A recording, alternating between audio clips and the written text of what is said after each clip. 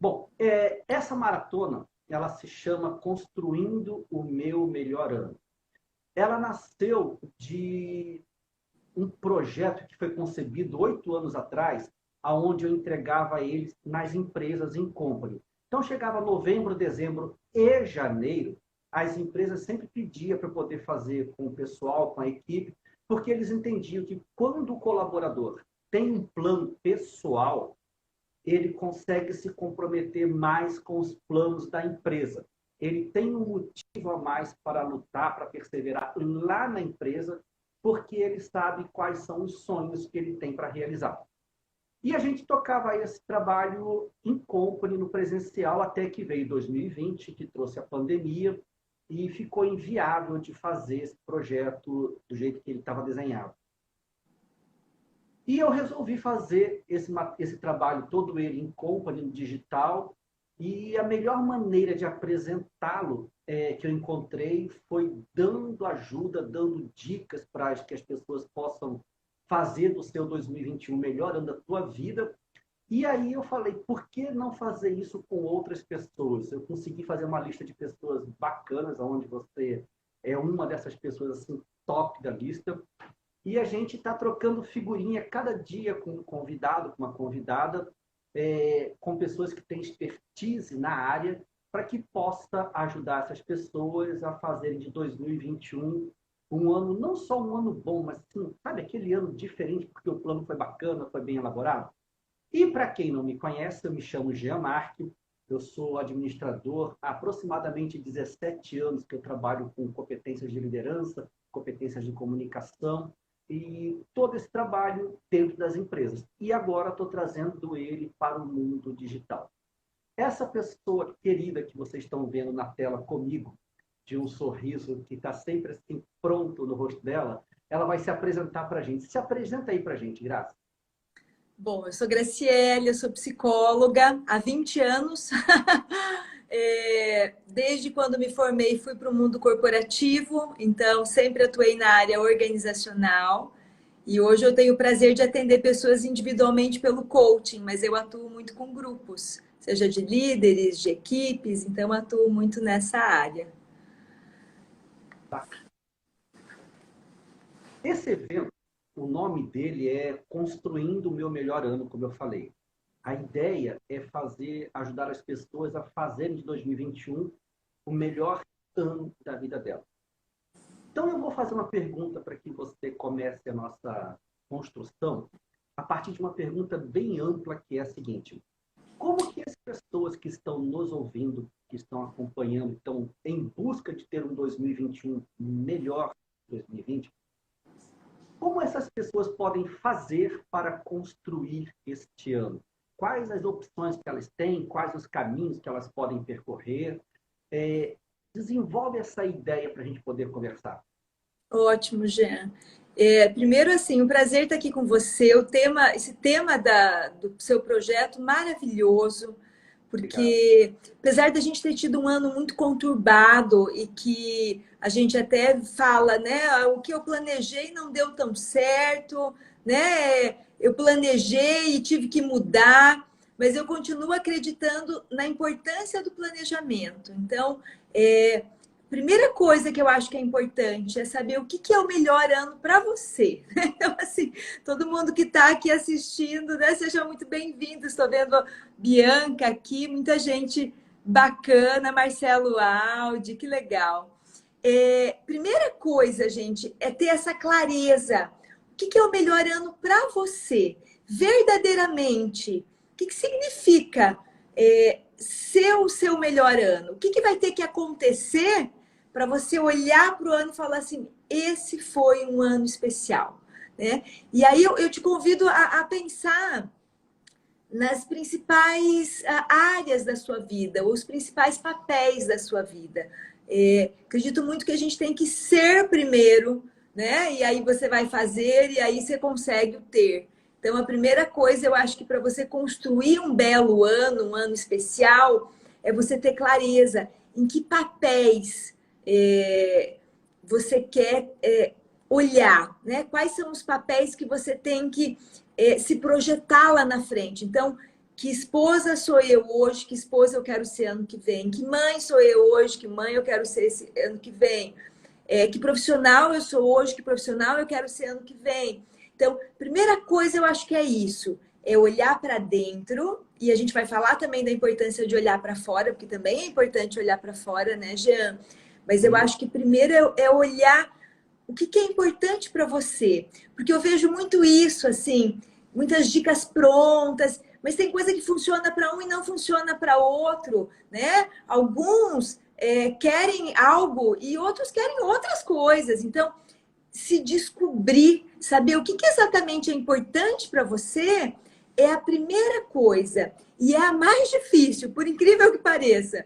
Porque muitas vezes as pessoas não têm clareza. Ou elas trazem conceitos mais amplos, mas a hora que você pergunta assim, realmente você quer isso? Você vai pagar o preço para conseguir isso? Né? De 1 a 10, o quanto você verdadeiramente está disposto a construir isso? Eu adorei o seu nome, que é construindo o seu ano, né? O melhor ano, porque é uma construção diária, de fato.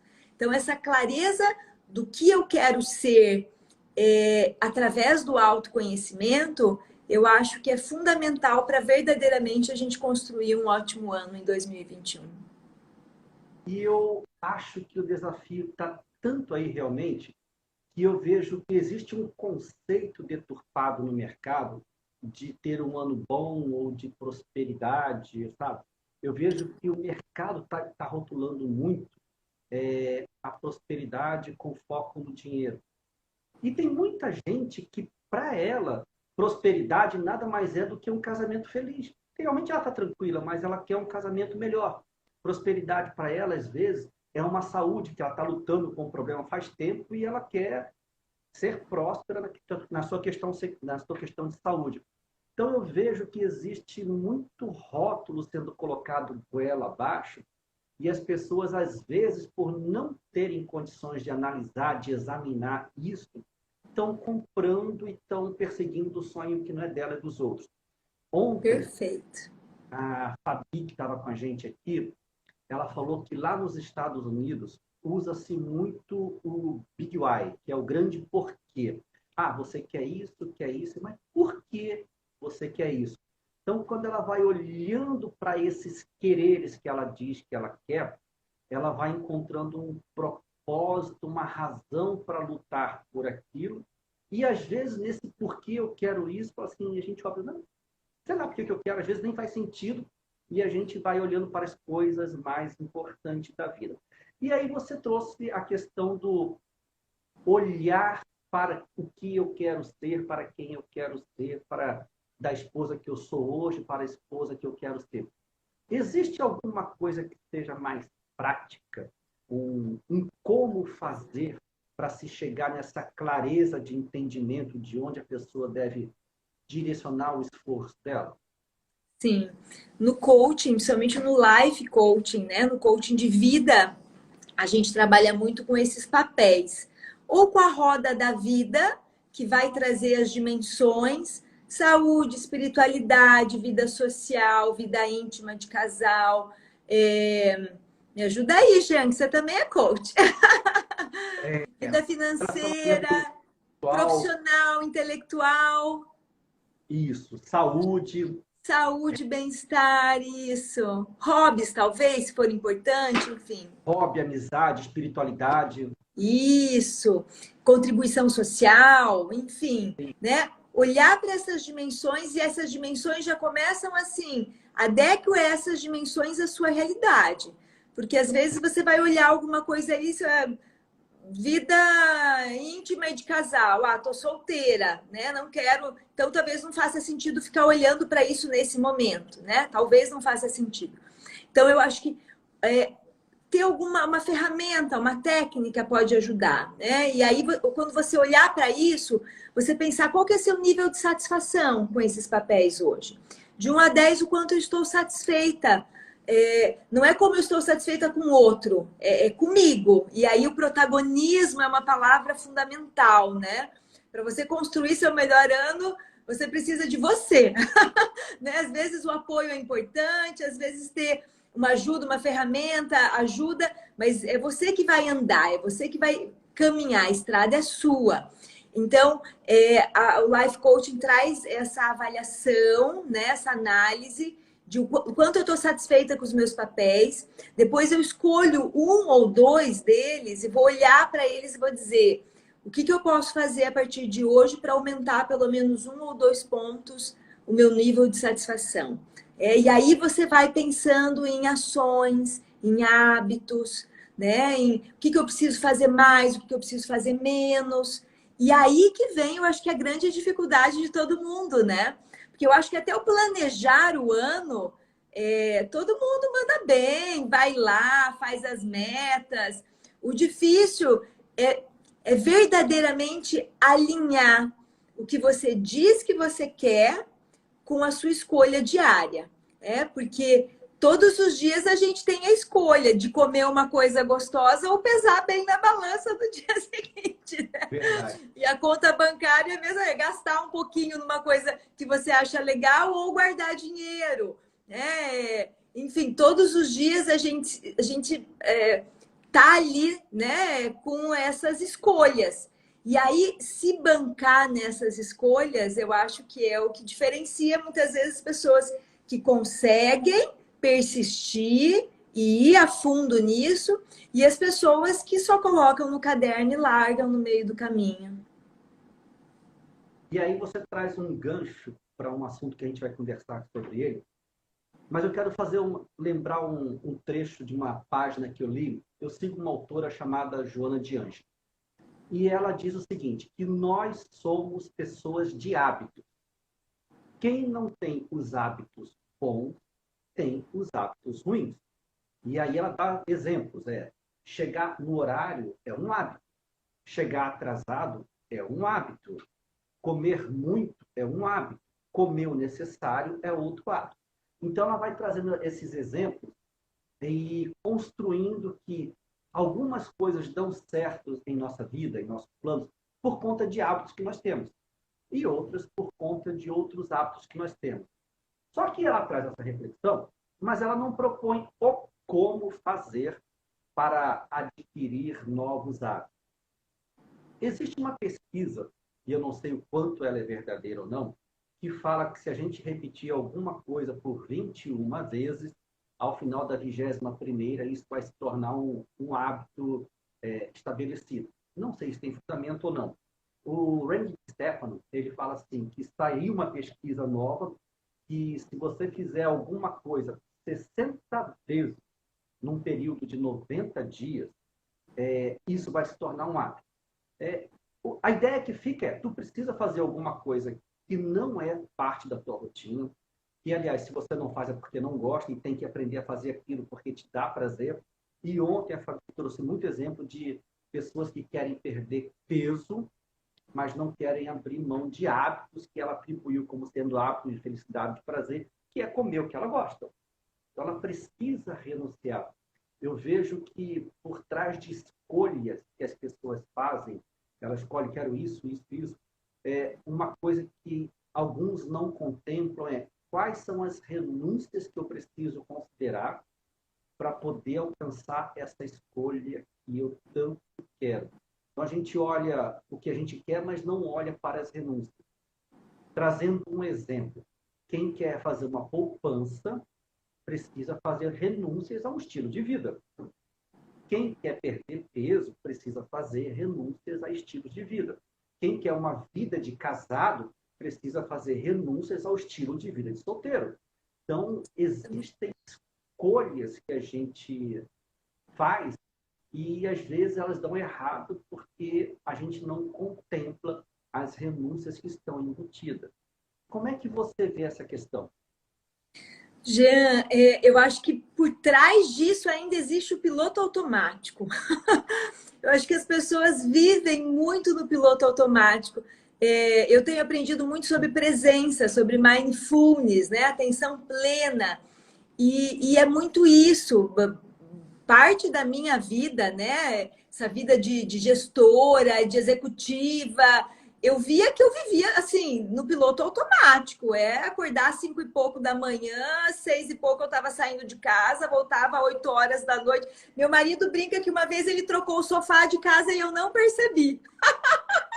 Olha que loucura, ele trocou o sofá lá de casa e eu não percebi. Então, assim, que é mais piloto automático que isso, né?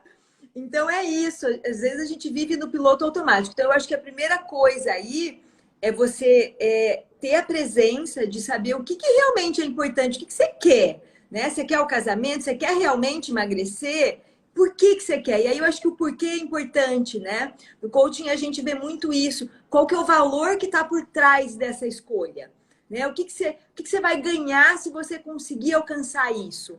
E aí, assim, a partir do que eu vou ganhar, eu preciso saber os prós e contras. Eu sempre falo para os meus clientes, enfim, nenhuma escolha tem só pró. Quer dizer, todas as escolhas vão ter prós e contras. E se você tiver uma listinha, isso funciona muito comigo. Eu sempre, quando eu tenho que tomar uma decisão, eu faço uma lista, no mínimo mental, dos prós e contras para validar a minha escolha ou para ampliar a minha consciência antes de eu escolher, sabe? Então, eu acho que sair do piloto automático, e muita gente está no piloto automático e não percebe.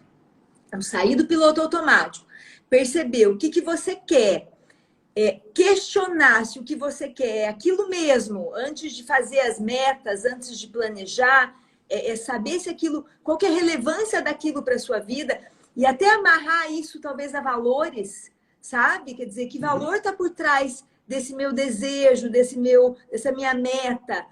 O que verdadeiramente eu quero alcançar com isso? Porque aí você começa a ter mais clareza, e essa clareza, eu acho que ela dá ela dá os pilares, a base para que depois você consiga persistir mais. Eu acho que fica mais fácil você persistir depois quando realmente aquilo faz sentido para você. Você não está fazendo pelo outro, você não está fazendo porque você viu alguém fazendo, você não está fazendo porque é uma exigência social, você está fazendo porque faz sentido para você, verdadeiramente. E isso é um caminho, né, Jean? Sim.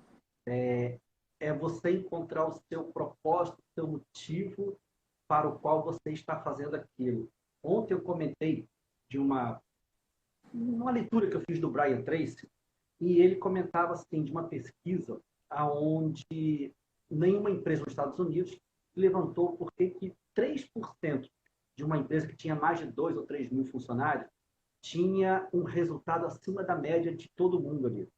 E aí, na pesquisa, descobriram que essas pessoas, elas tinham a mentalidade de trabalharem para ela mesma. Eram CLT, trabalhavam numa empresa, tinha carteira assinada, mas o espírito dela era trabalhar para elas.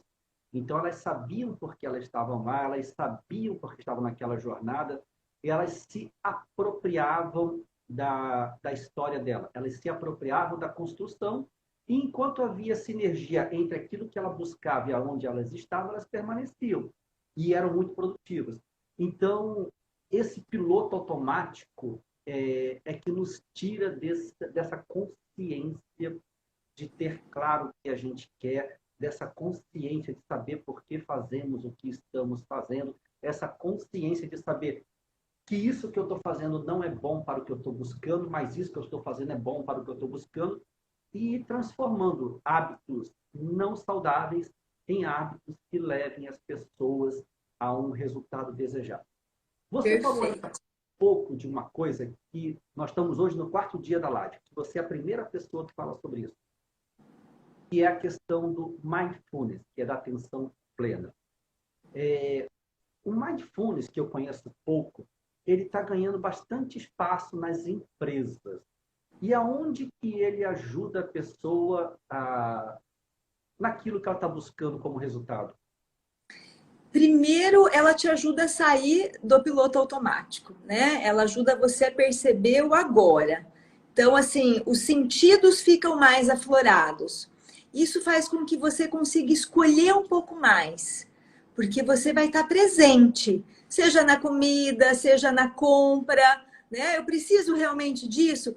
É como se no piloto automático Acho que todo mundo já passou por isso. Aquela coisa de você comer sem perceber que está comendo.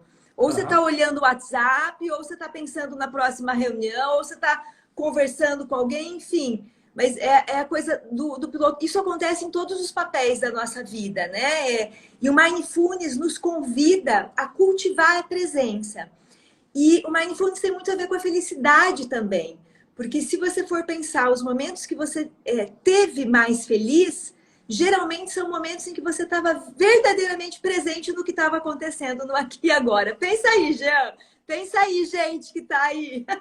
Né? Geralmente, pensa nos momentos mais especiais que você teve. Os momentos assim que você fala, nossa, que delícia. E eu costumo falar que felicidade para mim é eu estar em paz com as minhas escolhas. É eu estar no lugar que eu quero estar e que eu não quero estar em nenhum outro lugar. Eu estou no lugar certo. Quando você tem a sensação, eu não queria estar em outro lugar, eu estou no lugar certo, vem uma sensação, né, boa. Então, e nas empresas, ele também traz maior concentração.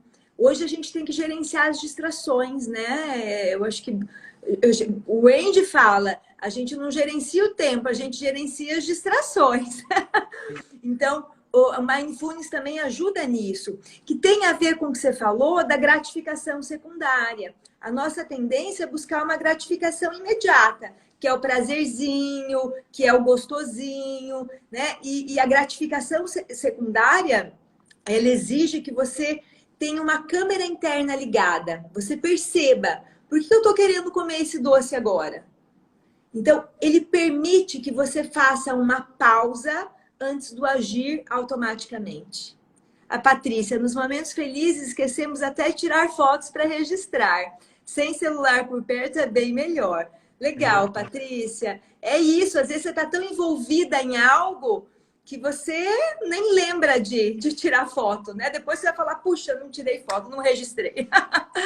Mas é muito isso. Então, Mindfulness, de fato, está sendo algo revolucionário e eu acho que tem tudo a ver com essa história que a gente está vivendo de estresse, de correria, de produtividade a qualquer custo, que chega no momento que adoece as pessoas.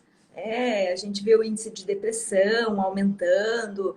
Então, o Mindfulness nos ajuda na autocompaixão, no autocuidado. E a partir disso, a gente consegue entregar melhor, porque a nossa entrega vai ser mais consciente também. Eu sou uma apaixonada pelo Mindfulness. Pergunta para aprender. O Mindfulness guarda alguma relação com a meditação ou são coisas diferentes? Guarda, guarda. Eles estão ali no mesmo guarda-chuva, tá? É como se existisse um grande guarda-chuva que fosse as meditações e o Mindfulness fosse um dos tipos ali. O Mindfulness, ele coloca que você pode estar em qualquer lugar, você pode fazer sentado, você se concentra em uma âncora, que pode ser a mão, os pés, uma parte do seu corpo, né? Ou perceber aí, fazer um check-up de como é que está o seu corpo.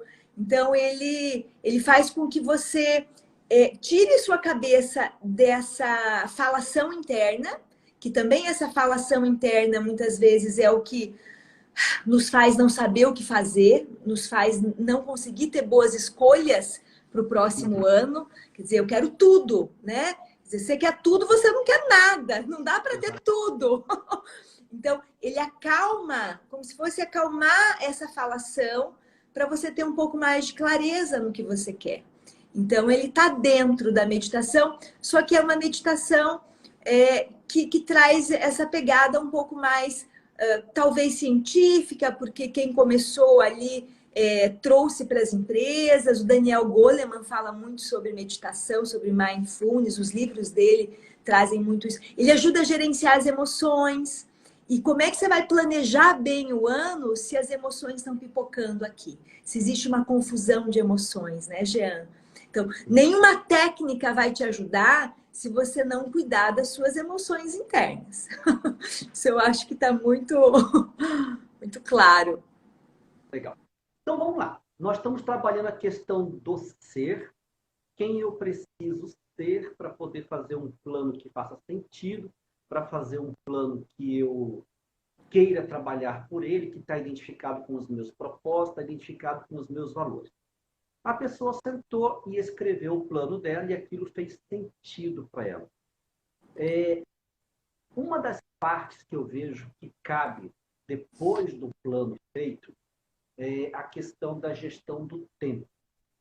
De alguma maneira, as pessoas acham que porque elas fizeram um plano, a vida dela vai ficar mais fácil. É pelo contrário, porque ali ela acabou de aparecer uma lista de coisas que ela precisa fazer, que precisa estar no radar dela, e não é porque ela planejou algo aqui que a rotina vai continuar, vai deixar de aparecer. Então, os problemas do dia vai aparecer, os problemas do trabalho, os problemas com a família, os problemas do casamento, os problemas financeiros, e paralelo a tudo isso que faz parte da rotina, mais aquelas que ele trouxe como sendo o seu grande plano. Eu vejo que as pessoas que têm mais facilidade em dizer sim, ontem foi dita uma frase que não se trata de dizer não, mas se trata de dizer sim para você, se trata de dizer sim para aquilo que você quer e que te faz bem. Mas vamos ficar no convencional. Quando a pessoa tem mais facilidade para dizer não para as coisas que chegam de fora e que não encaixam no que ela tem como meta, como propósito, essas pessoas estão mais organizadas e conseguem cumprir o programado daquele dia, daquela semana, daquele mês, até que ela chegue em dezembro de 2021, com conquistas feitas daquilo que ela sonhou no final de 2020. Como é que você vê a questão da gestão do tempo aplicada no dia a dia de quem tem um plano para realizar ao longo de 12 meses de 2021? Exatamente o que você falou, Jean. Eu acho que assim, uma das coisas legais da gente planejar é que você vai economizar tempo. Com a clareza que você vai ter, tendo mais clareza do que você quer e o que você não quer, o que faz sentido, o que não faz sentido, você não vai ficar pipocando em muita coisa, sabe? Você não vai ficar experimentando um monte de coisa, porque você tem clareza do que faz sentido para você e o que não faz. E isso ajuda até no que você vai olhar, o que você vai buscar, o que vai estar ali no seu radar. Na gestão do tempo, esse gerenciar as distrações é fundamental, porque a gente tem a mídia social hoje, que eu acho que é muito sedutora, né? As redes sociais são sedutoras. Você dá uma espiadinha e quando você vê, você está olhando. Eu recebo um monte de revistas também, e às vezes eu estou olhando Times, né? E aí eu falo, Graciele, foca, né? É muito isso. Não é que não é importante, é valor econômico. Apesar de ser psicólogo, eu sempre dou uma espiada no valor econômico. É importante, mas não é a minha prioridade, né? Não é a prioridade do meu dia. Então, assim, ter essa clareza do que é a sua prioridade, o que é prazer, e muitas vezes, né, eu faço isso comigo. Eu só vou me permitir o prazer depois que eu fizer a prioridade. Eu falo isso também muito para os filhos, né? Olha, se vocês fizerem o Duolingo, porque eles fazem ali o inglês no Duolingo também, né? E se lerem a leitura do dia, aí eu libero a tecnologia para vocês verem o que vocês quiserem. Então, para eles irem aprendendo a fazer isso, né? Espero que esteja te ouvindo agora aí. É mais ou menos a mesma idade, né, Jean? Os nossos filhos. Então, assim, eu acho que a gente tem que ir ensinando eles, porque a autogestão, Jean, é fundamental para a gente conseguir o que a gente quer. E a autogestão depende de disciplina e também depende de você se conhecer. O que funciona para você, o que não funciona para você. Porque algumas coisas funcionam bem para uma pessoa e não funcionam para outra também. Então, quando você consegue se gerenciar, e para mim, Graciele, esse gerenciamento de que eu vou deixar o prazer para depois que eu terminar a minha responsabilidade, aí eu me permito ter os meus prazeres, funciona. E aí cada um tem que ir vendo o que funciona para si. Nessa questão do autogerenciamento, eu vejo assim, não é a ferramenta que vai ajudar a pessoa a conquistar este ou aquele resultado. 2 exemplos. Você pega uma pessoa que naturalmente ela chega atrasada em todos os compromissos dela. E aí um dia ela se cansa e fala, chega, vou mudar de vida. A primeira coisa que ela faz é comprar uma agenda. Aí ela começa a viver o dia dela e continua chegando atrasada em tudo que ela tinha marcado.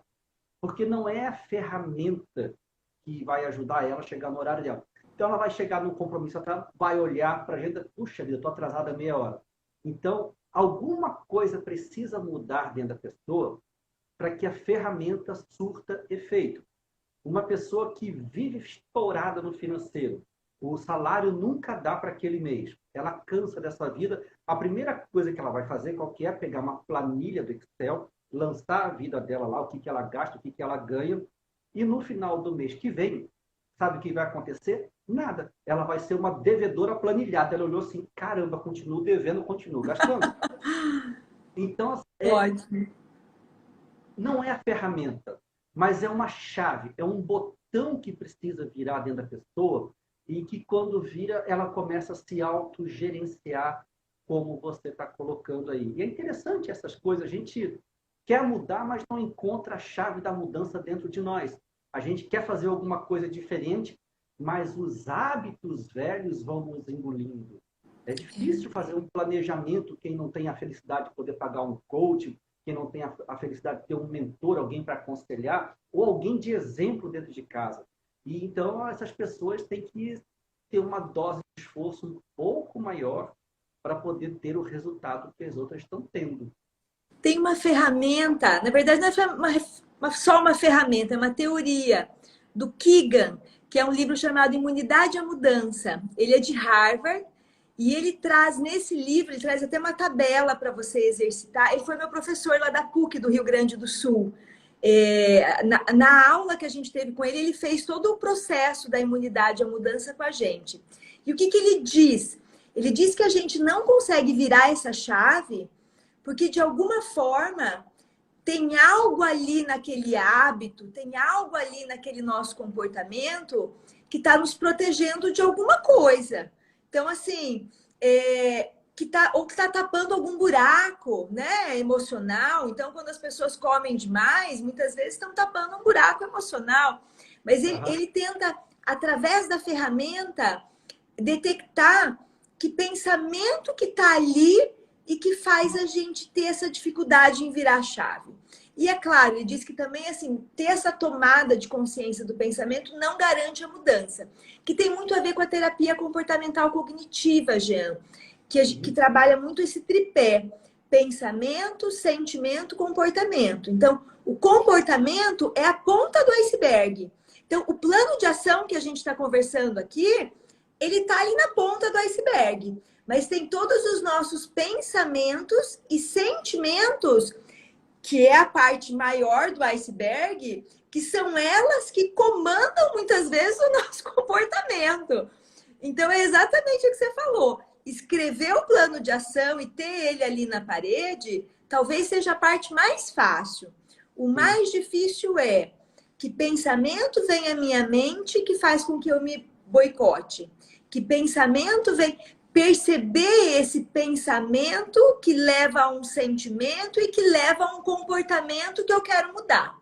Muitas vezes a gente fica olhando só o comportamento. Isso serve para liderança também. Às vezes o líder quer que alguém da equipe mude, mas ele só está olhando a ponta do iceberg. Mas é importante que ele olhe para baixo. Eu tenho uma coach que estava com muita resistência a um novo projeto da empresa. E ela estava já buscando coisas fora por conta da resistência. Porque o diretor, o presidente, queria que ela fosse para uma área que ela dizia que não tinha a ver com ela. O que a gente foi conversando e a gente foi percebendo juntas o que era, na verdade, não era para ela mudar de área, era para ela gerenciar esse projeto de implantação de uma automação na empresa. A hora que ela viu que era um projeto de 2 anos e pouco, que depois aquilo ia acabar, então, a hora que o pensamento dela ampliou, o sentimento de angústia diminuiu e ela tá agarrando o projeto com unhas e dentes, que ela falou, olha, vou ser 2 anos, eu vou fazer esse negócio acontecer e pronto. Então, é muito isso, sabe? As pessoas não conseguem, muitas vezes, olhar para essa parte de baixo do iceberg.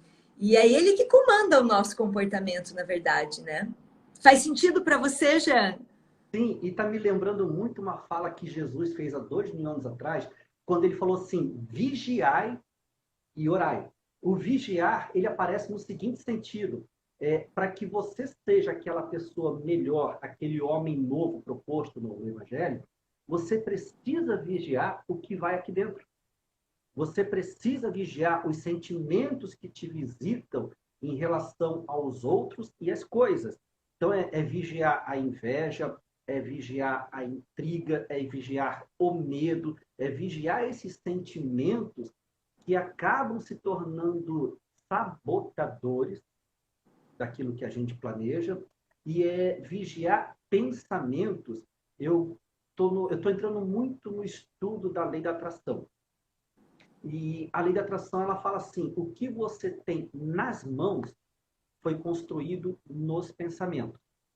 A realidade que você tem hoje, que você vive, toda ela foi concebida naquilo que você pensa e naquilo que você sente. Então, se você não está gostando da vida que você tem, é aqui que vai começar a mudança. E, curiosamente, aqui, que é a parte de cima do corpo, é a parte de baixo do iceberg. É a profundeza. É você poder olhar para quais pensamentos você tem ao longo do dia, porque às vezes as pessoas fazem um planejamento e não pensam naquilo que ela planejou. O pensamento dela continua, como diz Caetano Veloso, né? O pensamento vai longe, né? E os sentimentos, às vezes, não são sentimentos saudáveis. Então, essa metáfora que você traz do iceberg lá embaixo, é aonde tudo que está acima do iceberg está sendo construído lá embaixo. Então, Exatamente. cabe muita vigilância, e aí é um exercício para muito tempo, muita vigilância com o que você está pensando, muita vigilância com o que você está sentindo, e se esses dois componentes, pensamento e sentimento, ele está corroborando a construção do teu plano. Porque você pode fazer um plano lindo, maravilhoso, amparado por uma coach competente que nem você, mas se aqui dentro e aqui no coração as coisas não estiverem alinhadas, é difícil fluir. Todos os três que antecederam a live de hoje, eles disseram algo parecido assim, como é que você se sente em relação ao sucesso do outro? Então, assim, se o sucesso do outro te incomoda, se a pessoa que está planejando, está conquistando, isso te incomoda, dificilmente você vai conseguir resultados bons por conta desse sentimento. Então, é onde a inveja aparece, o orgulho aparece. Como é que é a tua relação com a lei da atração? Faz parte dos teus estudos? Você conhece alguma coisa? Faz sentido esse pensamento, esse sentimento na construção das metas? Faz muito sentido, Jean. Eu acho que o que a gente joga para o universo vem de volta, né? Eu acredito, eu falo muito para os filhos aqui também, que a vida é um espelho, né? Então, assim, o que eles falam para o mundo é o que eles vão receber em troca, né? Se Exato. vem agressividade, se vem inveja, quer dizer, isso também vai voltar de alguma forma. Que eu percebo, e aí o Mindfulness, de novo, né? É um pilar espetacular nisso, porque ele fala de algumas bases que é o não julgar, que é o aceitar as coisas como elas são. E o aceitar não quer dizer que você não vai querer construir algo maior, mas você não vai ficar brigando com as coisas. Tem gente que se apega a algumas questões políticas, enfim, e fica naquela briga interna, né? E isso fica forte na cabeça, gerando emoções negativas. Então, eu acredito muito que a gente tem que ter essa consciência da nossa falação interna, a consciência de como você se trata. Isso também é fundamental. Quando você não consegue cumprir o que você planejou, o que você fala para você? Então, assim, às vezes, quer dizer, como é que você está? Ah, seu burro, seu incompetente, né? Você é retardado, sei lá, assim, pensar nessas mais instintivas, essas frases mais instintivas que você fala para você mesmo. Quer dizer, como é que você tem se tratado? E começa, acho que por aí, né? Como é que eu me trato? O que eu quero alcançar? Como é que eu posso construir isso com mais gentileza? de uma forma genuína. E assim, eu acredito muito, Jean, muito, que a gente não consegue nada sozinho. É Sim. através da conexão, cada vez mais. É através disso que você está propondo, conversar com outras pessoas, estar com outras pessoas, é trocar, é validar o outro, sabe? É torcer pelo outro. Quando a gente faz isso, a gente está. Eu falo, quem critica muito o outro, muitas vezes não está acreditando em si, né? Então, assim, não acredito em mim, então nada do que o outro faz presta.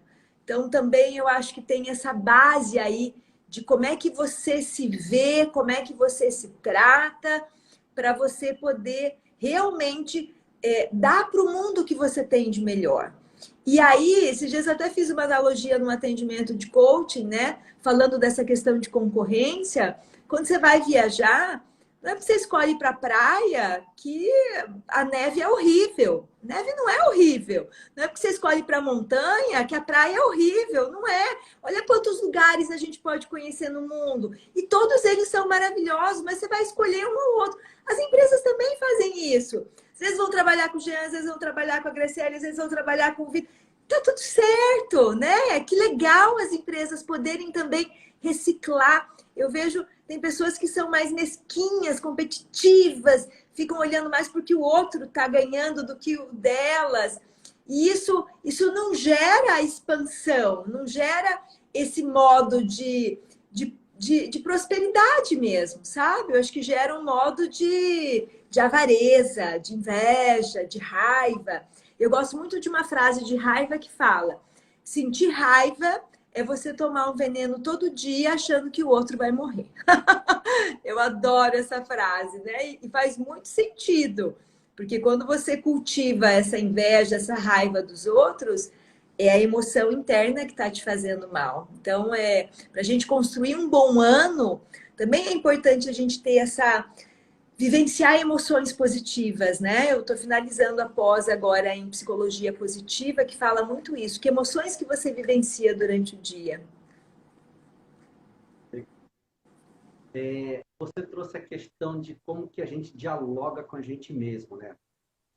Eu vi algo parecido no livro de Carol Dweck, quando ela escreveu lá Mindset, e de alguma maneira as pessoas de mindset fixo, rígido, são aquelas que têm dificuldade com aquilo que não está no controle das mãos dela. As pessoas que desistem ou que transitam de projeto em projeto, em projeto, em projeto, são aquelas que não lidam bem com aquilo que não dá certo. Já a pessoa do mindset oposto, que é o mindset de crescimento, ela consegue ver que aquilo que não deu certo agora é uma oportunidade dela estudar um pouquinho mais e aprender e tentar até fazer. Segundo a Carol Dweck, essas pessoas do mindset de crescimento, elas lidam bem com o erro. O diálogo interno que elas têm com ela mesma é um diálogo positivo, é um diálogo construtivo, aonde o que não deu certo agora foi um aprendizado de como não fazer o que eu estou fazendo e fazer de um jeito que dá certo. E acaba que essas pessoas se modelam em outras pessoas, olha para quem está fazendo de um jeito bacana, se inspira, vai lá, se aconselha, e a vida para ela continua um constante crescente. É quase como se fosse um crescimento em linha reta, embora não seja. O contrário, as pessoas que têm um diálogo crítico, difícil, elas estão sempre num eletrocardiograma lá, que está em cima, está embaixo, está em cima, está embaixo, e se frustram bastante porque não conseguem lidar com ele. Então, a dica que eu deixaria dessa fala maravilhosa que você trouxe aí é a gente olhar como é que está o nosso diálogo conosco mesmo, naquilo que não deu certo. Para muita gente, quase nada deu certo agora em 2020. E como é que as pessoas estão dialogando consigo e olhando para o ano novo que está sorrindo aí daqui a um mês e meio, convidando para novas oportunidades, para novas construções. Aquilo que não deu certo este ano, e foi para muita gente, ano que vem pode ser tudo diferente, desde que internamente ela se permita, desde que internamente ela se acolha naquilo que deu errado, junte os cacos emocionais ali e toca a vida e recomeça. Graça, deixa eu ver quantas horas aqui. Perfeito, Jean, perfeito. Essa teoria é maravilhosa, né? Falo, dois livros, o livro de Garra e esse livro de Mindset, são dois livros aí que todo mundo devia ler, olhar, enfim, folhear. Você sabe que há 5 anos atrás, agora eu estou falando de mim, quando eu li o livro do Mindset, eu fui descobrir que o meu mindset era fixo. E, curiosamente, eu não fiz nada para mudar. Mas o ato de eu tomar consciência de que ele era fixo me tornou vigilante e fez com que, naturalmente, quando esse crítico interno surgisse, eu conseguisse olhar para aquilo e tornar aquilo que era uma crítica uma coisa mais suave. Então, hoje eu olho para os erros de uma maneira muito mais leve do que há 5 anos atrás. Mas eu era o que eu era porque eu não tinha consciência que aquela leitura me trouxe. Então, foi muito bacana poder ler aquele material e perceber que eu era uma personalidade pouco flexível para comigo mesmo. Eu acho que todo mundo tem essa sensação, Jean, quando lê o livro, alguma coisa do livro pega em nós, né? Porque ela também fala da questão do talento, né? Você nasce com o talento ou o talento é aprendido ou pode ser desenvolvido? Então, isso também é uma coisa muito comum.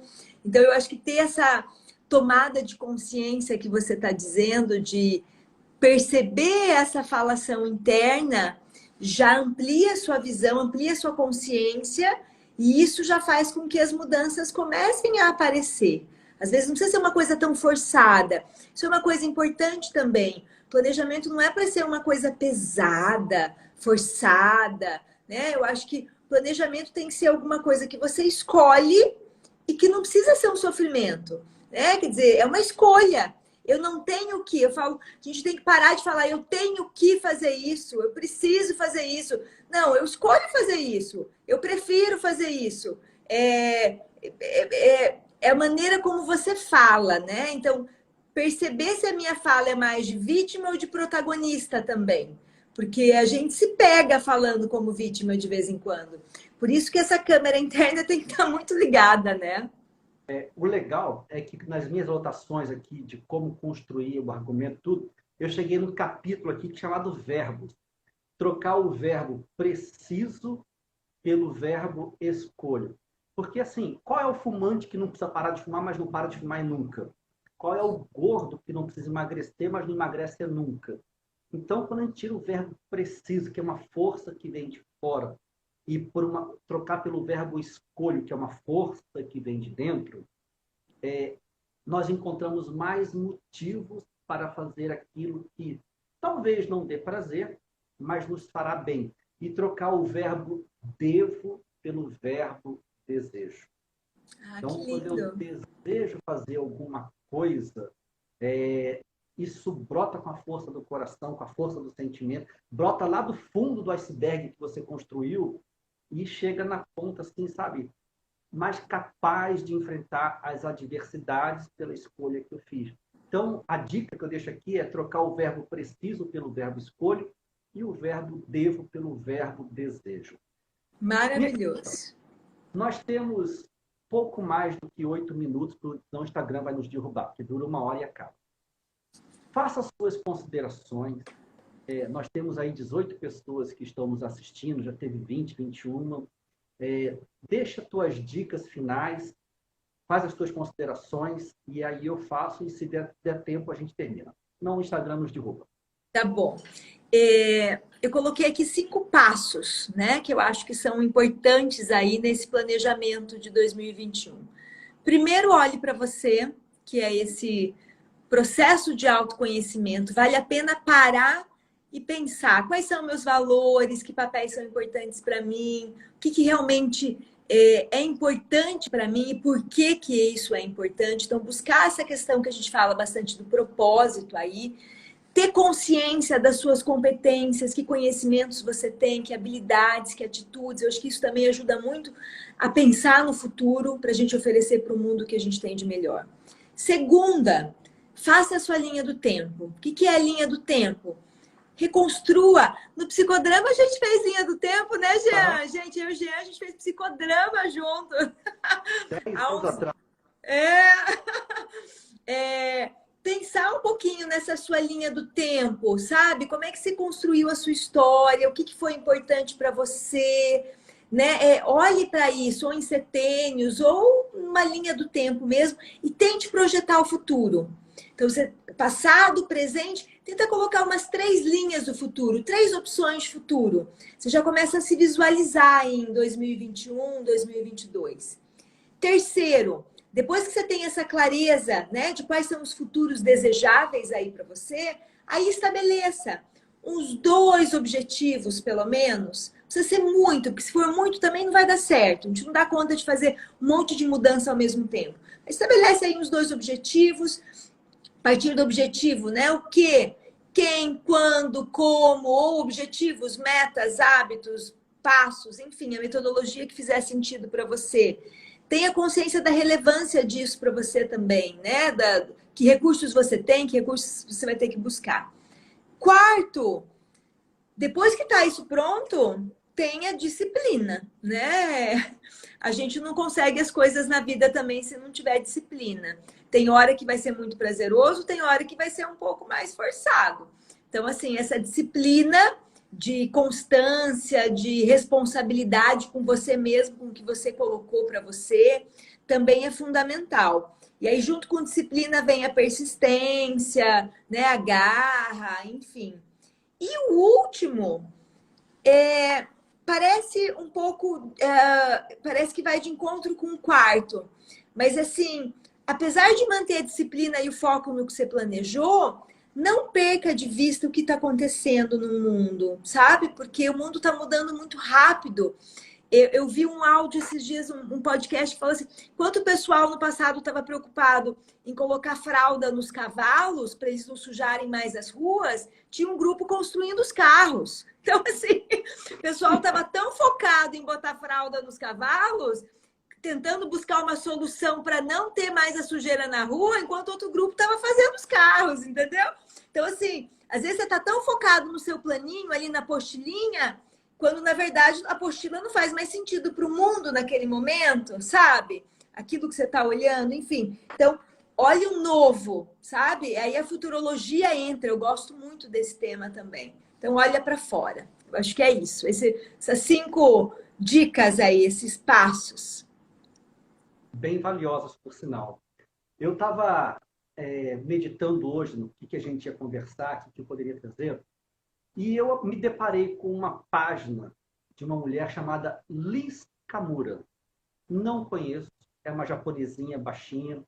E ela, no final das considerações dela, ela falou assim: para quem quer tomar decisões, e olha quantas decisões a gente não toma ao longo do dia, né? Ela deixou 4 dicas e eu vou compartilhar essas 4 dicas para a gente poder finalizar aqui. Ótimo. Então, se você quer tomar decisão, primeira dica que ela dá é assim, ó: a cabeça diz não e o coração diz sim. Cabeça diz não, o coração diz sim. Ela fala: tenta, porque o coração está dizendo sim. Segunda dica: a cabeça diz não e o coração diz não. Esqueça. Se nem a cabeça e nem o coração está conectado com a decisão que você tem que tomar, esqueça. Terceira dica: a cabeça diz sim e o coração diz sim. A japonesinha falou assim: manda brasa. Está tudo alinhado. E a quarta e última dica, ela coloca assim, ó: e quando a cabeça diz sim e o coração diz não, ela colocou: não vale a pena. Porque às vezes a gente racionaliza num resultado materialmente bacana, mas o coração, o sentimento não está conectado com aquilo. Ainda que você alcance aquele resultado, não vai valer a pena. Então, o que ela deixa de considerações, e com essa reflexão que eu também deixo para quem está nos assistindo, cada decisão que você for tomar na vida, veja se coração e mente estão alinhados. Se tiverem, vão embora. Se a mente quiser e o coração não, esquece. Se o coração quiser e a mente não, tenta. A ideia dela é que o coração é o grande norteador. E Que lá na lindo frente, isso. você vai ver se vai valer a pena ou não, e aí é só desistir. Mas a ideia que ela traz é: nunca agrida os seus sentimentos. Ainda que a razão te leve para aquilo, mas respeite os seus sentimentos. E são dicas que fez muito sentido para mim, e eu queria dividir aqui e deixar nessa live contigo e fazer meus agradecimentos e passar os agradecimentos para você. Primeiro para você, Graça. Eu sou teu fã de carteirinha, eu acompanho você em bastante lives, eu convivi contigo 3 anos no psicodrama, então eu vejo o quanto você é comprometida. Gente, a gente fez até terapia junto, eu e Jean, terapia de grupo, né, Jean? Exato. 3 anos fazendo terapia lá nos dois. E nessa convivência, eu pude ver o quanto você é um coração generoso, o quanto você é uma alma comprometida com o crescimento das outras pessoas.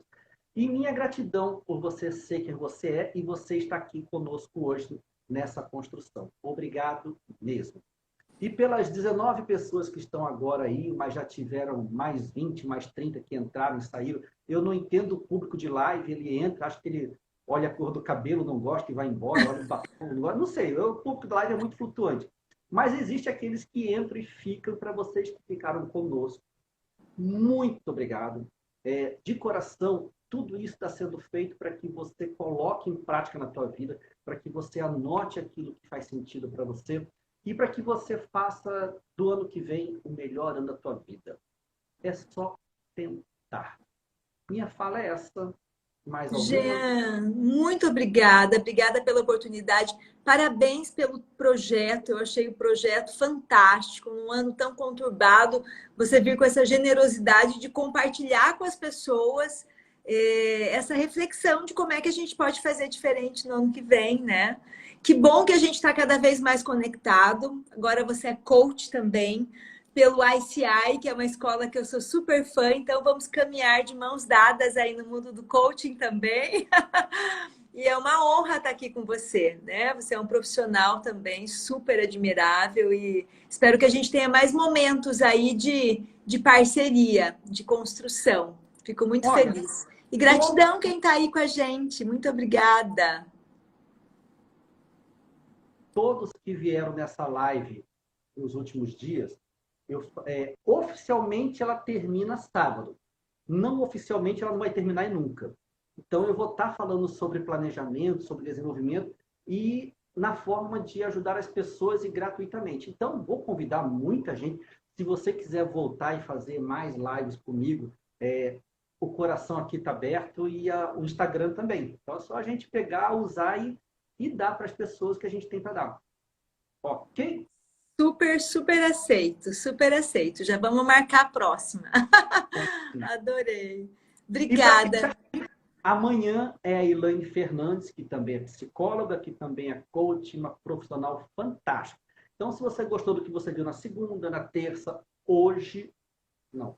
Segunda, terça, quarta. Hoje, vai gostar também do que você vai ver amanhã. Amanhã já vai ser o 5º dia. Parabéns, Jean. Parabéns. Que maravilha, viu? Parabéns. Parabéns mesmo. Belo projeto. Fica com Deus. Um beijo. Tchau, tchau, Li. Feliz de te ver aqui. Muita gente querida, viu? Muita gente querida aqui. Muito bom mesmo. Tchau. Adriana de Londrina, que coisa boa. Que legal. Gostoso ver as pessoas conhecidas, né? Sim. Vi pessoas da minha família, vi amigos, pessoas que eu já treinei em outros treinamentos, em outras empresas. Muito bacana. Que delícia, que delícia. Obrigada, gente. Até a próxima, Jean. Tchau. Fica com Deus. Tchau. Até mais. Obrigada.